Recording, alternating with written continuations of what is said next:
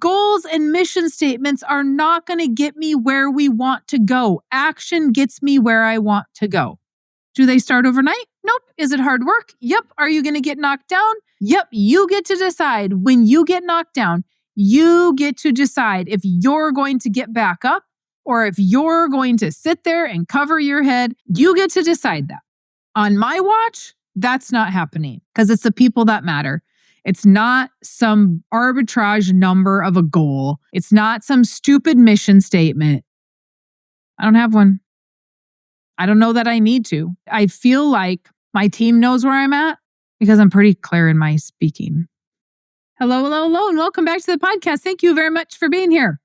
Let's talk about a client meeting that I had with a client that was struggling, and the topic of goals and a mission statement came up. And you are going to hear my thoughts on that. And some of you are going to agree, and some of you are going to tell me I am full of BS. But hear me out. So I was visiting with this client. She belongs to a paid group where this group gets together and they try to help one another in their growth of their farm and ranch. Okay. So she meets with me and says, Mary Jo, I don't think the people within the group are understanding what I'm trying to do. They don't understand cash value life insurance.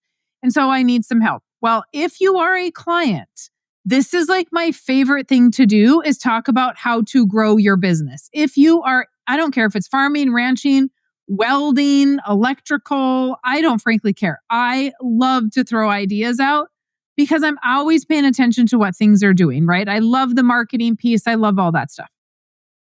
And so she wanted to pay off her notes at the bank to get rid of some debt. They've got some extra cash. I want to get rid of some debt. And I said, okay, so if you get rid of the debt though, let's say you have a $20,000 loan. If you get rid of the $20,000, you now just gave the bank 20 grand. But you're telling me that you're going to do some sell by marketing and you're actually figuring in a 25% rate of return on the buyback of those cattle. So we know you're going to make 25% if you do it right. And she's been doing it right and it's all good. And so I said, so you're going to give up $20,000 to pay off a note to feel warm and cozy when you know that you can make 25% on that $20,000. Why not go buy more cattle, feed them out, sell them, buy back, and make a 25% return? Even if your loan rate is 8-9%, you're making 25 on the other side. So you're basically leveraging the bank's dollar. And so why would you go pay that off if the bank's not calling that note? These guys are not in huge financial trouble. They're not in any financial trouble. They're trucking along. Everything is good, right? She just wants to feel warm and cozy inside that their debt's paid off. I don't care. As long as you can make the payment and we know how to make money on the other side of it, let's leave that money liquid so that we can do that. So I'm like, how can we do that? Can we put the money back into the business they have? Can we put the money into the farm? Do we want to put the money into cattle? How many more cattle can your farm handle if we do sell by marketing? If you sell, can you buy back more with your profit? Do you have the capacity to handle that? And so we're going through all these scenarios, and she's telling me that in this group, she's supposed to be writing down her missions and her goals and blah, blah, blah. So it already tells you what I think of this. And I'm like, what? You're meeting with this group, like you're paying to meet with this group of people that are telling you that the only way you can make more money is if you add acres. And you can only increase your herd if you add more acres.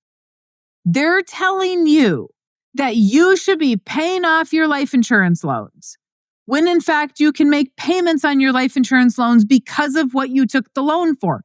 You don't need to pay those off. What? And then they're focused on your missions and your goals? Really?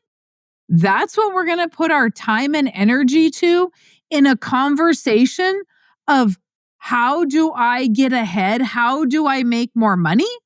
Your answer is to The only way you can do that is to buy more ground, pay off more debt. What? We are paying to belong to this group. I said, what? You're a client. You can call me for free at any time and we'll run these strategies. So I said, take your mission statement and your goals and shove it. Like, I don't care. I don't care what they say. Right now, the mindset that you have is blocked. Your mindset is, we can't go any further because this is what all these people are telling me, and we don't have the means to do that. And I'm coming in and saying, how can we? We can, because we have one pool of money. That money is going to be not used to pay off debt and feel all warm and cozy. That money is going to be used to market the business.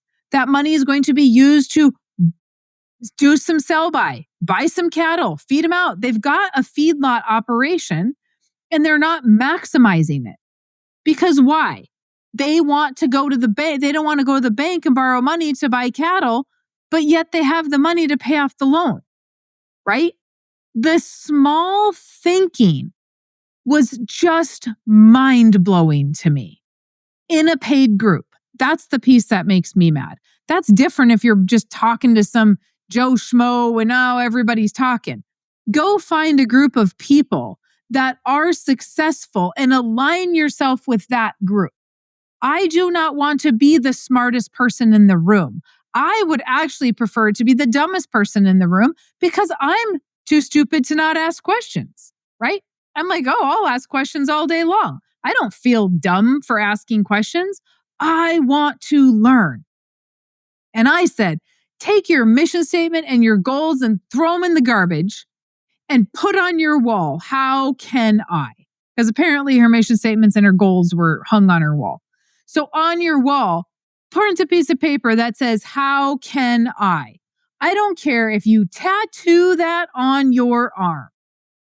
If our mindset is we can't, that means we can't. If our mindset is how can we, that means it's going to be open to solutions and we're going to find a solution. We will not find a solution in a closed mindset. And when everybody around us has a closed mindset, the same thing happens. So I talked to this lovely person 2 days ago. And today I got a text message and she said, Mary Jo, I'm sorry I wasn't able to tell you how much we appreciate you and what a kick in the butt that I needed from that conversation, because the last 2 days have been awesome, right? They're figuring out how they're going to do things. And she's like, I don't know that we're going to go back to this group. No, well, my suggestion is save the money from the group and start another life insurance policy because that's more money in the bank, right? To start her banking system. It is just crazy to me how, if they need more money because they want to buy more land or they want to pay the debt off or whatever they want to do, how can we get it? If we pay the bank money, we can't buy cattle, we can't market the business. Like, are you marketing the business? Are you posting on Facebook with the business? Are you guys wearing a GoPro in the business so that you can post videos? What are you doing with the business? Like, yeah, you haven't really had to advertise yet, but if you advertise and you grow the business, then what? And her husband doesn't want to work in this business forever. He wants to get out of the business and farm full time. Fantastic. Grow the business, hire somebody, train them so they can be in working the business while you're farming. And then if you grow the business big enough, you can sell the business. Maybe you even sell the business to the hired guy that you brought on, right? You are a business owner. Put your business owner cap on and say, what are the possibilities of this business?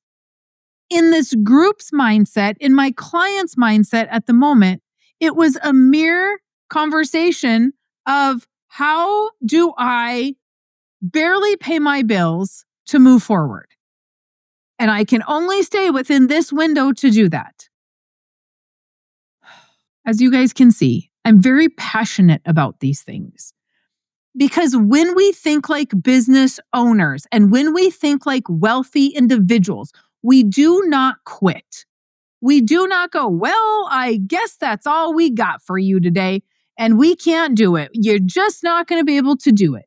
It's like saying you can't start farming from scratch. No, I don't believe that. I don't believe that because I have all kinds of people that start from scratch. Do they start overnight? Nope. Is it hard work? Yep. Are you going to get knocked down?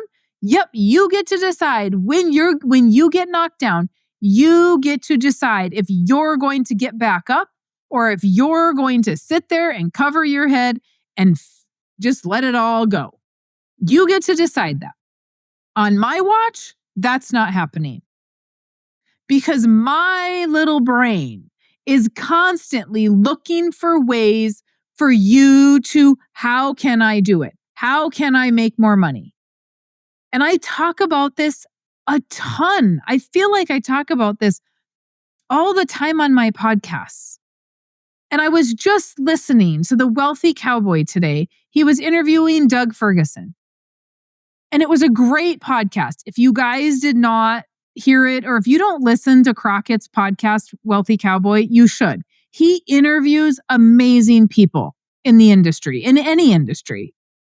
Crockett's not picky about who he has come on. And I'm not saying that just because he had me come on. I'm saying it because Crockett thinks the same.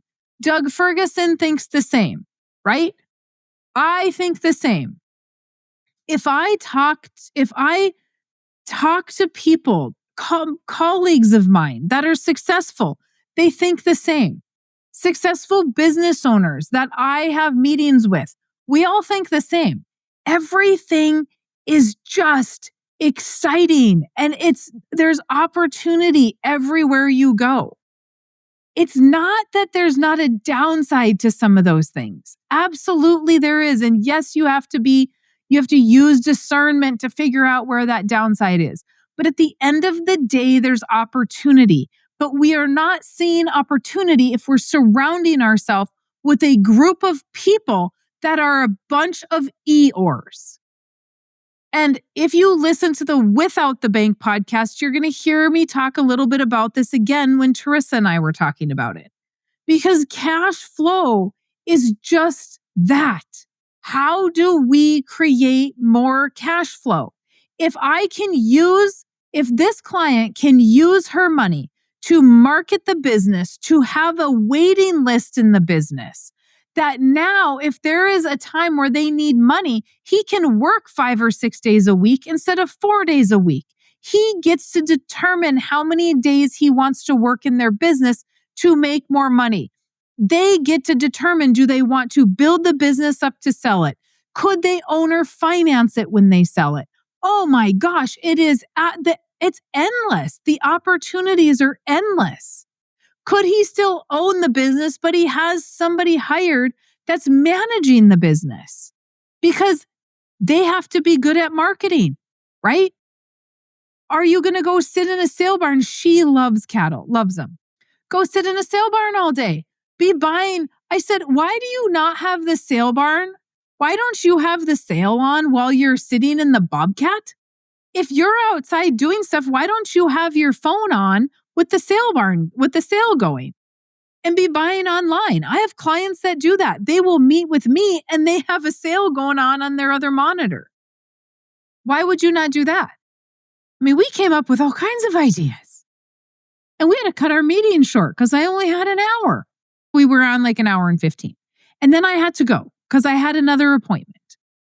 And so it's just, put the words on your wall. How can I? Plaster them on your face, tattoo them on your arm. I don't care.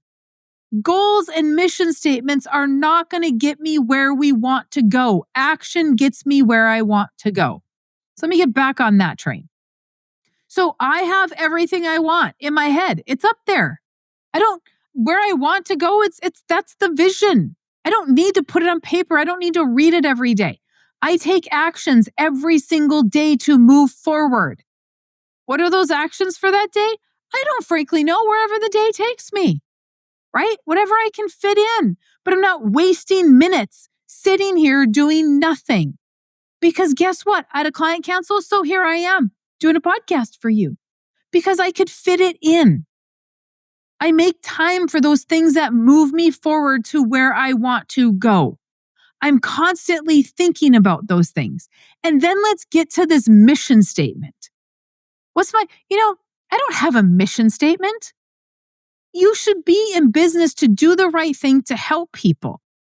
That's what I do. That's just what I live by. You do the right thing. If it's not the right thing, you just don't do it. Karma comes around, rewards those who do it right. And so if we're going to, why do I have to write that down? Why do I have to write down how we run our business over here? How about I not write it down and I just do it and show people? How about that? One time I had a colleague that said, Mary Jo, you need to write down your goals. And I said, okay, yes, sir, I will do that. I said, I don't like goals, but I'll write them down for you. That lasted about 2 weeks. And every client that came in within that 2-week period of time, if it lasted 2 weeks, it may not have even gone that long. Every client I talked to in that short period of time, I associated a number with them. And my brain went to how much commission am I going to make? I'm not going to sit here and lie to you guys. That is what happened. I immediately threw that goal away. What happens in my business just organically happens. I never, ever want to associate a number with a client. When I have a client call, I will look at their notes or I will remember as soon as I see people. I will remember what we talked about, what maybe the family dynamics were, what the business was, whatever came up in that conversation. I will remember that, but I will never remember how much premium they did. Never. Not even my really big clients do I remember how much premium they did. I would have to go back and look because I don't want to associate a number with a client. Those people are people. It's about a relationship. And so when we're looking at, what are Mary Jo's, what's her mission? My mission is to do the right thing to help people in this industry so we can save family farms. I don't need to write that down. What a waste of time. What an absolute waste of time, in my opinion. People that sit and focus on written goals every single day, I don't understand why you need to, because that is time you could have been using to do a TikTok, do a Facebook message, do a video for somebody, reach out to somebody, maybe listen to a podcast and learn a strategy, listen to something else and learn something else and apply something else. It is an absolute waste of time to me. What I make at the end of the year, where my business is at the end of the year, it's an absolute and utter surprise to me. I couldn't even tell you today what my numbers are. How many clients we've written, I have no idea. None. My assistant tracks that stuff, so we have it for tracking if I ever ask. She gave me a number the other day and I was like, didn't know that. No idea. Because it's the people that matter. It's not some arbitrage number of a goal. It's not some stupid mission statement. I don't have one. I don't know that I need to. I feel like my team knows where I'm at because I'm pretty clear in my speaking. I'm not mincing a whole lot of words to be real wishy-washy about where I stand on subjects, right? Pretty clear. So if you're not a good human and you're working with me, that's not going to work out real well. Okay? Because almost everybody that works with me as an agent or as an assistant, we are good people. We do what's right. I don't need to write it down and be like, I'm going to hire you, but do you fit with our mission statement? I don't care if you say yes or no. I want to see it. I want to see that you have the same belief system that we do and that you have the same care about your clients that we do. If you don't, you're not going to fit. So there's my 2 cents. There's my 2 cents on that matter. Let me know. I'm sure plenty of people will let me know if they agree or not. Not all of us are made to do things like everybody thinks we should. You read those books. Oh, you got to get up at 4:00 in the morning and you got to work out. Then you got to read your Bible. Then you got to do this. Then you got to do that. If you want to be successful, those are the things you need to do. You guys, I listen to a lot of successful people. I listen to a lot of podcasts. I read a lot of books. I watch a lot of people. Not everybody that's successful does that. Some people sleep till 10 o'clock in the morning because they work till 7 or 8 o'clock at night.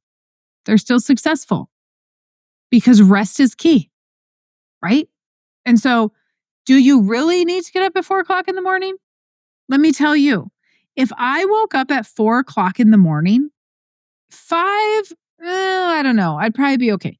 4:00 in the morning. If I woke up at 4:00 in the morning, I would be dragging butt all day. And then they're saying, well, you go to bed earlier. No, I can't go to bed earlier.